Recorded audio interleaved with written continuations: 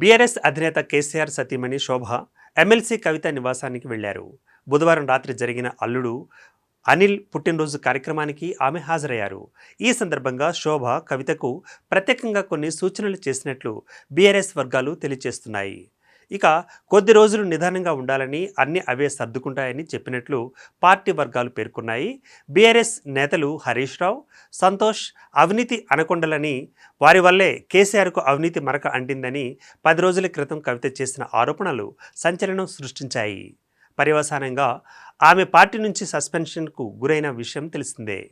కల్వకుంట్ల కుటుంబంలో తీవ్ర విభేదాలు తలెత్తాయని రాజకీయ వర్గాల్లో ప్రచారం జరిగింది. తదనంతరం కేసీఆర్తో కేటీఆర్, హరీష్ పలుమార్లు భేటీ అయ్యారు. ఈ నేపథ్యంలో కవిత నివాసానికి ఆమె తల్లి వెళ్లడం ఆసక్తి రేపింది. ఈ నెల 5న జరిగిన కవిత కుమారుడి బర్త్డే కార్యక్రమానికి శోభ హాజరు కాలేదని బీఆర్ఎస్ వర్గాలు తెలిపాయి.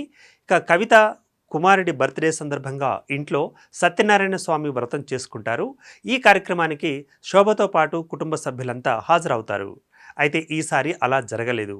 పార్టీ వ్యతిరేక చర్యలకు పాల్పడుతున్నారని పేర్కొంటూ ఈ నెల 2న కవితను బీఆర్ఎస్ అధినేత కేసీఆర్ పార్టీ నుంచి సస్పెండ్ చేశారు. దీంతో తన కుమారుడి బర్త్డే కార్యక్రమానికి రావాలని కవిత ఆహ్వానించినా ఆమె తల్లి రాలేదు. అయితే కొత్త బట్టలు, పూజా సామాగ్రి పంపించారు అని పార్టీ వర్గాలు తెలిపాయి.